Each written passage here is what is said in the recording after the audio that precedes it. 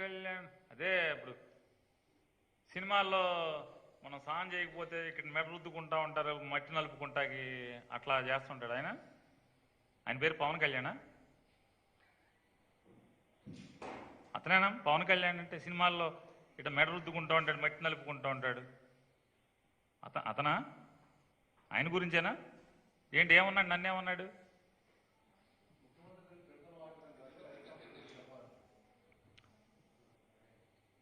చిడతలు వాయించటంలో కూడా డబ్బు సంపాదించడం అనేది ఎవరి వల్ల అయిందంటే ఈ భూప్రపంచం మీద మన చిడతల నాయుడికే అయింది, ఇంకెవడు కావాలా? ఇప్పుడు నేను గుండెల్లో అభిమానం పెట్టుకుని ఒకవేళ ఆయన మెడ మీద మట్టి నలుపుకుంటూ ఉంటాడు, ఆయన ఏదో చెప్పావు కదా మా సినిమా పేరు, యాక్టర్ పేరు. ఆయన చిడతలు వాయిస్తే నన్ను అంటున్నావు కదా. నాకు రాజశేఖర రెడ్డి మీద గుండె నిండా అభిమానం ఉంది. చచ్చేంత వరకు రాజశేఖర రెడ్డి గారి నుంచి తప్పితే ఇంకోటి మాట్లాడను. రాజశేఖర రెడ్డి కడుపును పుట్టినటువంటి జగన్మోహన్ రెడ్డి గారిని కూడా అంతే అభిమానిస్తాను ఆయన కొడుకుగా. నేను చచ్చేంత వరకు వాళ్ళకి చిడతలు వాయించని, వాళ్ళని లేకపోతే భజన చేయని, ఏం చేసినా రాజశేఖర రెడ్డి కుటుంబానికే చేస్తాను నేను. నాకు అది స్వామి భక్తి. నేను భక్తుడిని, రాజశేఖర రెడ్డి గారికి భక్తుడిని. చచ్చిపోతా కూడా రాజశేఖర రెడ్డికి భజన చేస్తా చచ్చిపోవాలనుకుంటా నేను. తప్పే ఉంది దాంట్లో? రాజశేఖర రెడ్డి కొడుకుగా నేను ఆయన కొడుకుగా అభిమానిస్తాను, భజన చేస్తాను. దాంట్లో నాకేం స్వార్థం లేదు కదా. స్వామి భక్తి ఉంది. భక్తి తప్పితే నాకేం దాంట్లో లేదు కదా. కానీ మన చిడతల నాయుడికి 2013-14 సంవత్సరంలో అనుకుంటా హైదరాబాద్లో బాగా ఖరీదైన అది పెళ్ళిళ్ళు జరుపుకుంటారు, దాన్ని ఏదో ఫంక్షన్ హాల్ అంటాం కదా. ఆ పెళ్ళిళ్ళు హైటెక్స్ అదే 50 లక్షలు కోటి రూపాయలు అద్దె అంటారు. మామూలుగా బాగా డబ్బున్న వాళ్ళు తప్పితే ఎవరు దాంట్లోకి శుభలేఖలు కూడా ఎవరెవరు అంతంత పెళ్ళిళ్ళు జరుగుతూ ఉంటాయి అని చెప్తూ ఉంటారు. అక్కడ మీటింగ్ పెట్టి విలేకరులను పిలిచి పాపం అమాయకులైనటువంటి ఫ్యాన్స్ని పిలిచి ఏం చెప్పి అక్కడ చిడతలు ఎవడ కొట్టాడు? సోనియా గాంధీకి రివర్స్ చిడతలు కొట్టాడు, మోడీకి చిడతలు కొట్టాడు. నెల తిరగకుండానే మళ్ళీ చంద్రబాబు నాయుడు కూడా చిడతలు కొట్టాడు. ఆ చిడతలు కొడటం వల్ల లాభం పొందింది ఎవరు? అంటే క్యాష్ కోసం చిడతలు కొట్టే బ్యాచ్ మన చిడతల నాయుడు గారు. అది అయిపోయింది. 14 నుంచి 17 దాకా చంద్రబాబు నాయుడు గారికి చిడతలు కొట్టాడు. మోడీకి మళ్ళీ మోడీని మర్చిపోయాడు. మోడీ ఎవరో నాకు తెలియదు, మోడీ నాకు పరిచయం లేదు, నాకు అపాయింట్మెంట్ ఇవ్వడు మోడీ అని చెప్పని మాట్లాడారు. ప్రశ్నిస్తాక పార్టీ పెట్టా అన్నారు. పార్టీ పెట్టింది గుర్తుంది కానీ ప్రశ్నించడం మర్చిపోయాడు. అది అయిపోయిన తర్వాత మళ్ళీ 2017లో చంద్రబాబు నాయుడు గారికి రివర్స్ చిడతలు కొట్టాడు, పేమెంట్ ఇవ్వట్లేదని. మళ్ళీ జాగ్రత్తగా చూసుకున్నాడు. మళ్ళీ 19కి వచ్చేప్పటికీ అనుకూలమైన చిడతలు కొట్టాడు. మోడీని పాసిపోయిన లడ్డు అని చెప్పని రివర్స్గా తిట్టావు, చిడతలు కొట్టావు, రివర్స్ చిడతలు. మళ్ళీ 19 ఓట్లు ఎలక్షన్లు ఓడిపోగానే మళ్ళీ మోడీ కాళ్ళకాడికి చేరావు, మళ్ళీ చిడతలు కొట్టుకుంటా. దేనికి వెళ్ళావు? మళ్ళీ దానికి ముందు ఎన్నికలకు ముందు ఇంకోటి జరిగింది. కమ్యూనిస్టులకు ఎర్ర జెండాల వాళ్ళకి చిడతలు కొట్టావు. ఓట్లు అయిపోగానే ఎర్ర జెండాల పక్కన ఎర్ర చిడతల పక్కన పడేసి మళ్ళీ కాషాయ చిడతలు పట్టుకున్నావు. ఇన్ని చిడతలు కొడతాం కూడా నీకు వ్యాపారం అయింది మీకు. కానీ నేను స్వామి రాజశేఖర రెడ్డి పిచ్చని నాకు, నేను ప్రపంచం అంతా తెలుసు, నా కుటుంబానికి తెలుసు. నా ఇంట్లో బెడ్రూమ్ దగ్గర నుంచి దేవుడి గదిలో దగ్గర నుంచి నా ఇంటి హాల్లో కానీ అన్ని చోట్ల రాజశేఖర రెడ్డి గారి బొమ్మే ఉంటుంది. నా దేవుడు రాజశేఖర రెడ్డి గారు కొడుకుని నేను చిడతలు కొడితే తప్పేంటి? భయం చేస్తే తప్పేంటి? చిడతలు కొడితే తప్పేంటి? అది నా భక్తిపూర్వకంగా కొడతా, క్యాష్ కోసం కొట్టను కదా. క్యాష్ కోసం కొట్టేది మన చిడతల నాయుడు. ఇప్పుడు ఏం కొట్టాడు? ఇప్పుడు ఏం చేస్తున్నాడు? ఇవాళ రాజకీయ పార్టీ అన్నాడు, ఏం చేశాడు? అంటే చిడతలు కొట్టినా, ఎదురు చిడతలు కొట్టినా, అనుకూలమైన చిడతలు కొట్టినా ఏదైనా ఆయనకి క్యాషే. ఆయన ఇంకేమన్నాడమ్మా చిడతల నాయుడు గారు?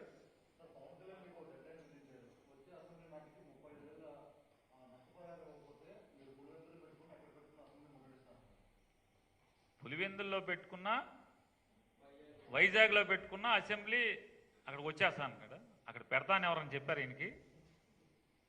పులివెందుల్లో వైజాగ్లో అసెంబ్లీ పెడతాను ఎవరని చెప్పారంట? ఏమంటే ఆయన తొంత ఎట్లా ఉంటుందంటే చిడతల నాయుడు గారిది, ఆయన ఒక బొమ్మ ఇది ఆయన ట్వీట్లోంచే ఇచ్చాడు, మీరు కూడా చూసుకోవచ్చు. పవన్ కళ్యాణ్ @ పవన్ కళ్యాణ్.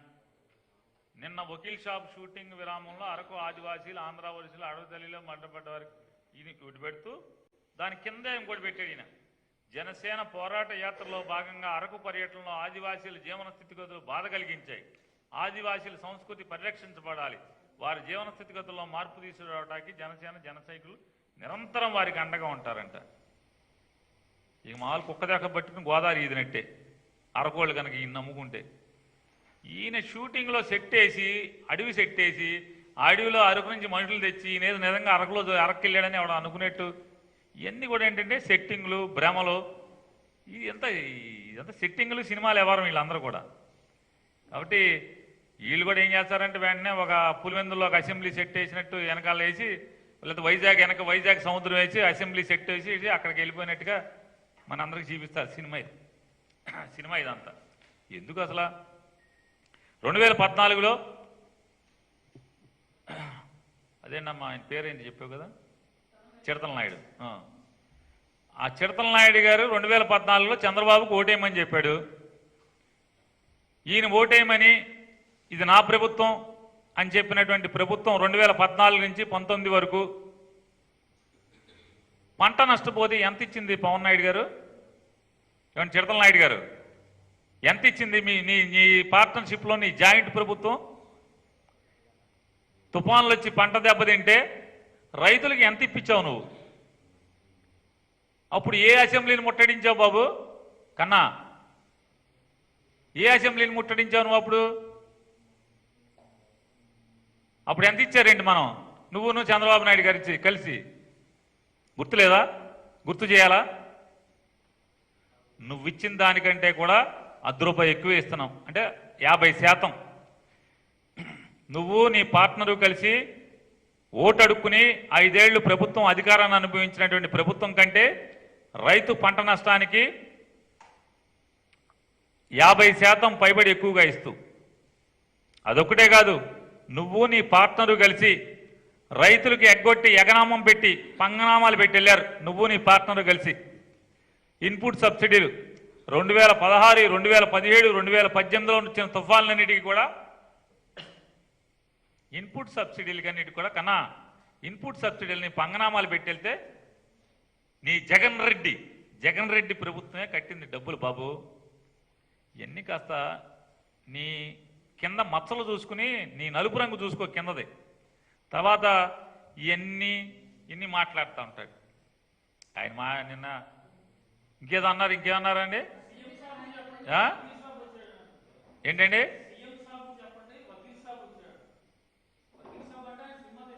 కాదు అనుకుంటా, కాదు.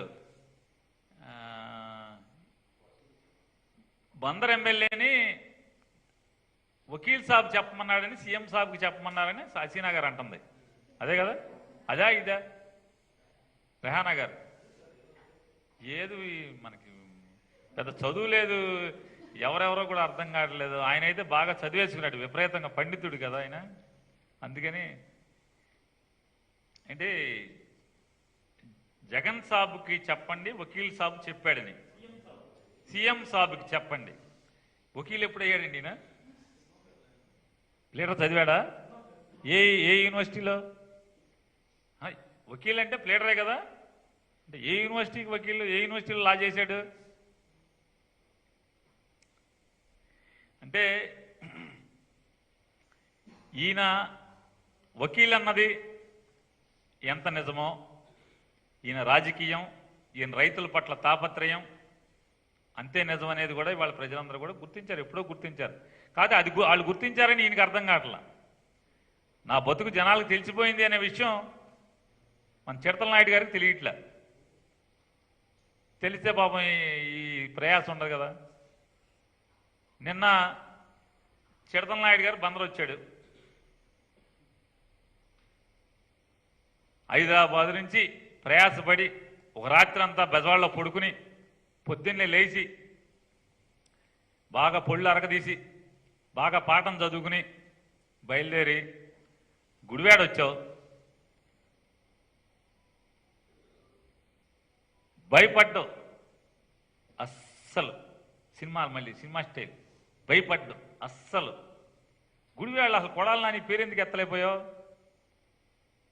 అంటే నేను పిచ్చినాయాలను కాబట్టి బందర్లో నా పేరు ఎత్తి నువ్వు నీ ఇష్టం వచ్చినట్టు మాట్లాడతావు, నీ నోటుకు వచ్చింది వాగుతావు. అసలు గుడివాడ కొడాలి నాని పేరు ఎత్తడానికి కూడా భయమే కదా నీకు. పేరు ఎత్తలేకపోయావు కదా. ఎత్తాడా? ఎంపడున్నాగా మీరు ఉన్నారని చెప్తున్నారు వీళ్ళందరూ. మీరా ఇంకో ఆయన ఆయన ఉన్నాడు ఎంపట. ఆ బులుగు చొక్క ఆయన, ఆకుపచ్చ మిలిటరీ రంగు ఆయన చొక్క ఆయన, మిలిటరీ ఆకుపచ్చ ఆయన ఉన్నాడా? కానీ గుడివాళ్ళ పేరెత్తాడా? ఎవరికి భయం? ఎవరికి భయం? నేను ఒకటి పిచ్చోని పిచ్చి కాపుని దొరికాను కదా, అందుకని నా పేరు ఎత్తుతాడు. మరి అక్కడ అడగచ్చుగా ఎవడు ఇక్కడ ఎమ్మెల్యే ఎవడు అని అక్కడ కూడా అడగచ్చుగా. కొడాలి నాని గురించి కూడా అక్కడ అడగలా. భయం అక్కడ. ఇక్కడ వచ్చి నేను ఒకటి దొరికాను కదా అమ్మాయికి జీవిని వచ్చి ఎవడు మీ ఎమ్మెల్యే ఎవడయ్యా ఇక్కడ ఎమ్మెల్యే అని 175 నియోజకవర్గాల్లో టికెట్లు సీట్లు పెడతావు, క్యాండిడేట్లను పెడతావు. ఎవడెక్కడ ఎమ్మెల్యే తెలియదు నీకు. ఈ రాష్ట్రానికి ఎవడు మంత్రో నీకు తెలీదు. నువ్వు రాజకీయాలు చేస్తుంటావు. నేను రాజకీయ నాయకుడిని అని మమ్మల్ని అనుకోమంటావు. చెప్పండి, నువ్వంతా రాష్ట్ర వ్యాప్తంగా నువ్వు పార్టీ పెట్టినాడు అయితే తెలియాలి కదా. అసలు ఆయన ఓకే చించుకుంటున్నాడు. అంటే అసలు ఏంటి రోడ్డు మీదకి వస్తే రాజకీయం చేస్తున్నారు, క్రమ పద్ధతిగా అడుగుతాం, బూతులు తిట్టం. అసలు నోరు తెగబడింది ఎవడు అసలు వైజాగ్లో? అసలు నీ జోలికి ఎవడన్నా వైఎస్ఆర్ కాంగ్రెస్ పార్టీ వాడు ఎవడు నీ జోలికి వచ్చాడు? అసలు నువ్వు ఒక ఆటలో అట్టుపండి అనుకుని మేమేం మాట్లాడలేదు. సరే వెళ్ళిపోతుంది కదా కానీమని చెప్పాను. విశాఖపట్నంలో నీ నోటికి వచ్చినట్టు సభ్యత సంస్కారం లేకుండా తెలుగువాడి సాంప్రదాయాలకు విరుద్ధంగా మరణించినటువంటి రాజశేఖర రెడ్డి గారి గురించి నీ నోరు తెగబడి మాట్లాడింది ఎవరు? నువ్వు కాదా ముందు? నువ్వేమో మామూలుగా పరమ పూజ్యనీయమైన వాడివి. నువ్వు మాత్రం ఎవరినైనా ఏమన్నా ఎవడేం అనకూడదు. అంటే నీకేం బాగా నోటు రంకు ఎక్కువ, నీ గురించి మాత్రం ఎవడు రాకూడదు, భయపడిపోవాలి. ఓకే అయ్యా నువ్వే కాదు, నేను కూడా కాపునే. నీకట్టా భయం లేదు, నాకు భయం లేదు. భయం ఎవరికి భయం? ఎందుకు భయం? ఏంటి ఏం చేస్తా అంటే రేపు నుంచి మా ఇంటికి వస్తావా? రా, ఏం చేద్దాం రా, మా ఇంటికి రా.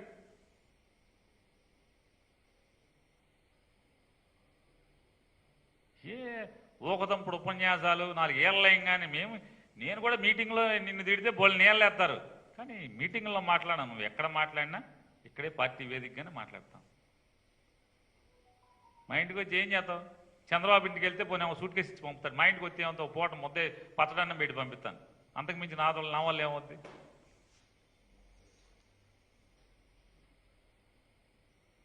ఇదా నీ క్రమ పద్ధతి, సభ్యతా సంస్కారం? రాజశేఖర రెడ్డి గారి గురించి నీ ఇష్టారాజ్యంగా మాట్లాడింది నువ్వు కాదా? అసలు మొదలుపెట్టింది నువ్వు కాదా ఈ సంస్కృతికి ఆంధ్ర రాష్ట్ర రాజకీయాల్లో?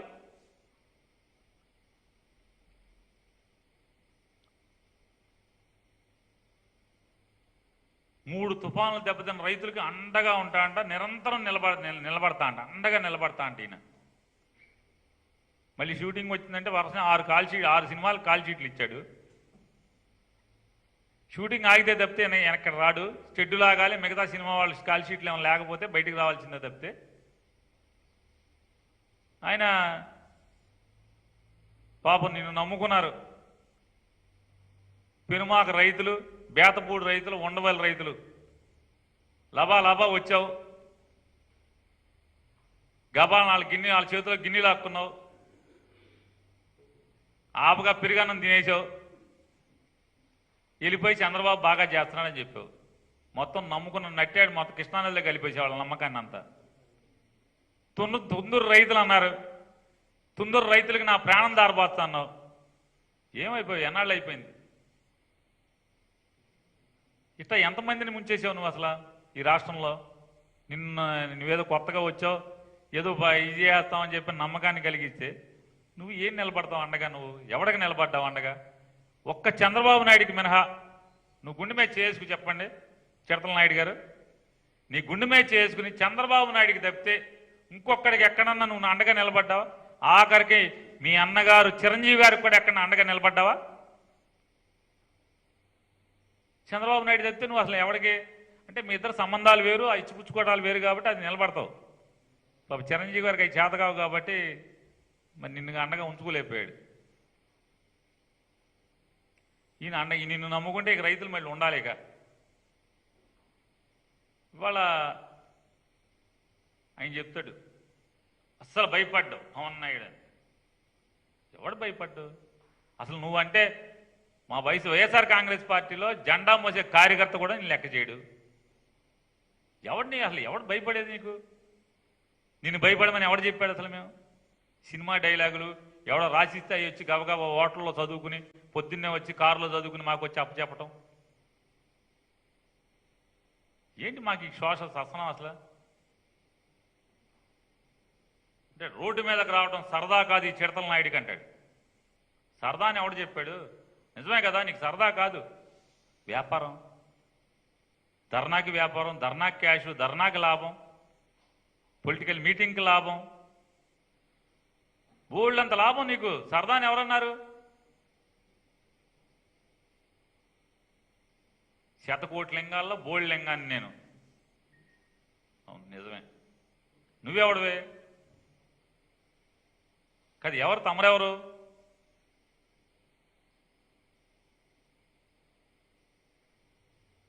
సహస్ర కోటి నాయుడులో నువ్వు ఒక బోర్డు నాయుడివి, పవన్ నాయుడివి.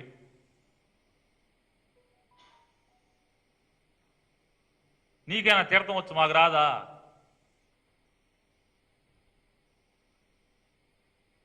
చెప్తాడు ఎవడికి భయపడిన అని మాట్లాడతారు చిడతల నాయుడు గారు. మీరు మోడీ గారు నిన్న మొన్న 2 రోజులు నిన్న వేసాడు మోడీ గారు 2000 2 రోజుల క్రితం, 2 రోజులు 3 రోజులు ఎప్పుడు వేసాడో కూడా తెలియదు నీకు. ఎవడో చెప్తాడు వెనక నుంచి మోడీ గారు 2000 వేసాడని. మోడీ గారు 2000 ఎవరికి వేశారు? అది మీరు పోలుస్తున్నారు. జగన్మోహన్ రెడ్డి గారి ప్రభుత్వం గురించి మోడీ గారు 2000 వేసాడు, మీరు వేయరే అని చెప్పని మాట్లాడుతున్నారు. మోడీ గారు 2000 వేసింది దేనికి? రైతు భరోసాకి 6000 వేస్తే జగన్మోహన్ రెడ్డి గారు సంవత్సరానికి 7500 వేస్తున్నాడు. నువ్వు చెప్పే మోడీ గారు కౌలు రైతులకి ఇట్లా నువ్వేదో మాలు చెప్పావు కదా 70% మంది కౌలు రైతులు ఉన్నారని. కౌలు రైతులకి మోడీ గారు వేస్తున్నాడా?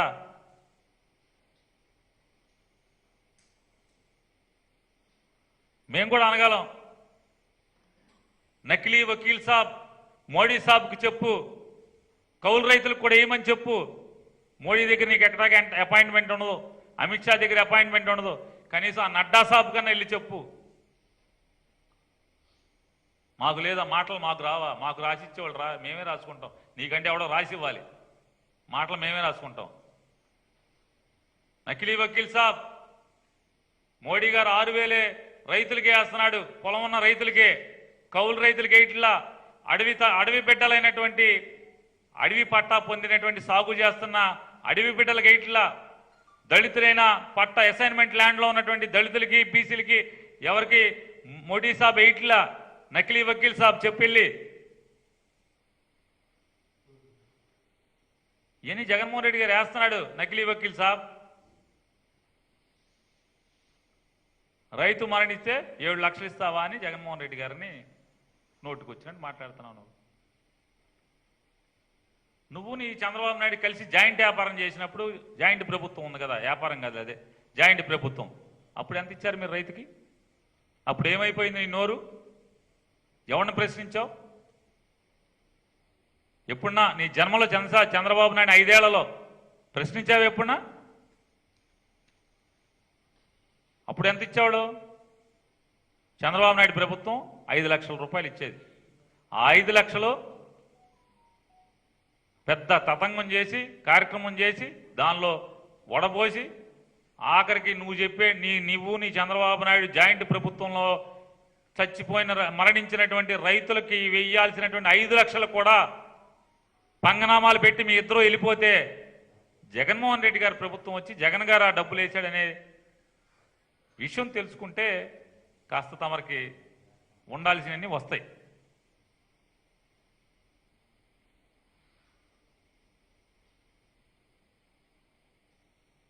రైతుల గురించి ఓకే అసలు కార్ చేసుకుంటున్నావు ప్రేమ.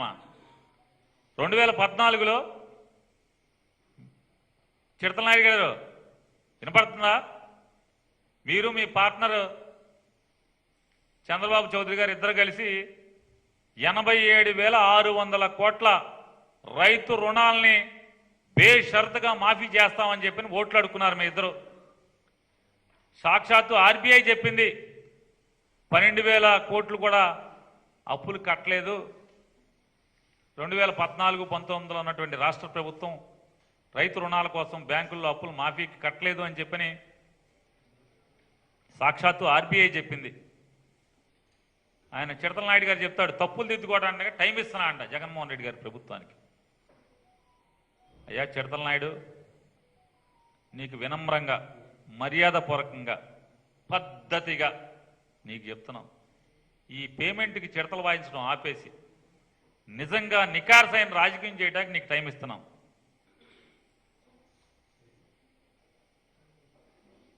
సినిమాలు చేస్తున్నారని మాట్లాడతారా? జగన్మోహన్ రెడ్డికి ఫ్యాక్టరీలు లేవా? పేపర్లు లేవా? సిమెంట్ ఫ్యాక్టరీ లేదా? మైన్లు లేవా? మూసేయండి అవన్నీ మాట్లాడు. అసలు నిన్ను సినిమాలు మానేయమని ఎవడు అడిగాడు? ఎవడు ఏడిచాడు? జనాల్ని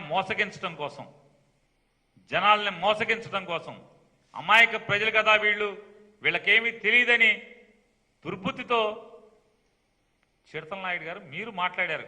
ఏమని మాట్లాడారు?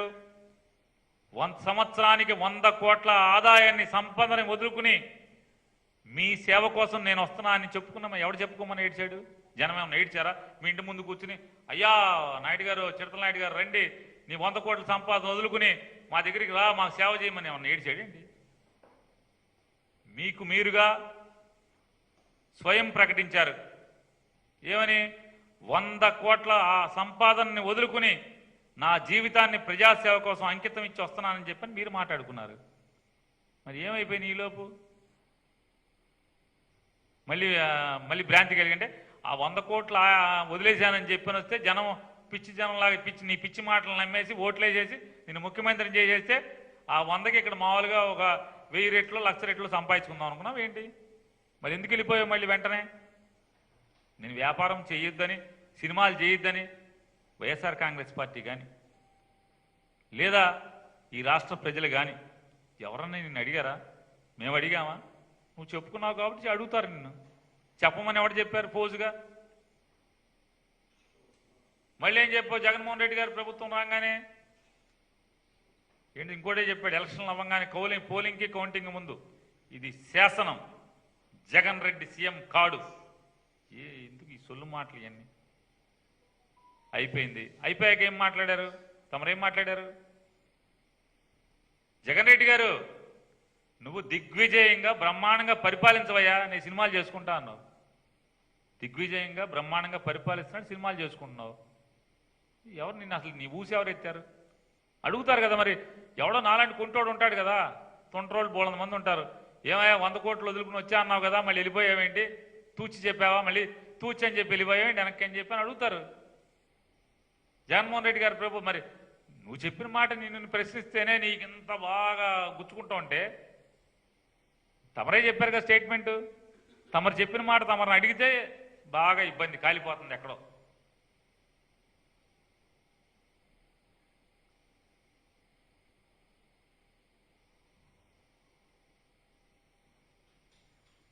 ఖచ్చితంగా నన్ను చిడతలు కొడతాం ఆపమని, బందర్ ఎమ్మెల్యేని చిడతలు కొడతాం ఆపమని తమరు చెప్పారు చిడతల నాయుడు గారు. రాజశేఖర రెడ్డి గారి కుటుంబానికి పేర్ని నాని అనేవాడు తుది శ్వాస విడిచేంత వరకు చిడతలు కొడతానే ఉంటాడు, భజన చేస్తానే ఉంటాడు. దయచేసి నువ్వు చిడతలకి పేమెంట్ తీసుకుంటున్నావు. ఎందుకంటే దానికి రుజువు ఏంటంటే సంవత్సరానికి ఒకటి కొడుతున్నావు కదా చిడతలు. నీకులాగా సిగ్గు ఎగ్గు లేకుండా ఇవాళ పొగిడిన నోటితో, ఇవాళ పొగిడిన చిడతలు కొట్టుడుతో రేపు తిడతాం, లేకపోతే ఎల్లుండి మళ్ళీ పొగుడుతూ చిడతలు కొడతాం. నీ వల్ల తప్పితే ఇంత దిగజారి బతకడం రాజకీయాల్లో మరొక్కడి వల్ల కాదనేది నీ నడతే. ఇన్నాళ్ళు రాజకీయ నువ్వు 2014లో 13లోన పార్టీ పెట్టా అన్నావు కదా, పార్టీ పెట్టిన కాడి నుంచి ఇవాళ దాకా నీ నడక చూస్తే మోడీకి అనుకూలం, సోనియా గాంధీకి వ్యతిరేకం, చంద్రబాబుకి మొన్నటిదా అంతకుముందు చంద్రబాబుకి 14కు ముందు చంద్రబాబుకి వ్యతిరేకం, 14లో చంద్రబాబుకి అనుకూలం, 2017లో చంద్రబాబుకి వ్యతిరేకం, మోడీకి వ్యతిరేకం. పాచిపోయిన లడ్లు ఇచ్చారు, మోడీ గారు పాచిపోయిన లడ్లు ఇచ్చారని చెప్పారు, ఫ్రిడ్జ్లో పెట్టుకున్నామని చెప్పారు. మళ్ళీ కమ్యూనిస్టులకి జై అన్నారు. మా చిన్నప్పటి నుంచి ఎర్ర జెండా అంటే నాకు బాగా ఇష్టం అన్నావు, చేగువేరా అంటే బాగా మోజన్నావు. ఎలక్షన్లు అయిపోయినాయి, కమ్యూనిస్టుల్ని గోడౌన్లో పడేసి మళ్ళీ మోడీకి జై అని చెప్పని మళ్ళీ మోడీని పొగుడుతా వెళ్ళావు. తిట్టిన నోటితోనే మోడీని పొగుడుతా వెళ్ళావు. ఇవాళ మోడీ గారిని నువ్వు చాలా అడగాల్సినవి ఉన్నాయి, మోడీ గారి దగ్గర సాధించాల్సినవి చాలా ఉన్నాయి. మోడీ గారు బాగా ఇద్దరం బాగా జోరుగా ఉన్నాం, ఇద్దరం బాగా ఫ్రెండ్స్ లాగా తిరుగుతున్నాం అని చెప్పని బయట చెప్తున్నారు కదా మీరు. వెళ్ళి అవన్నీ సాధించండి.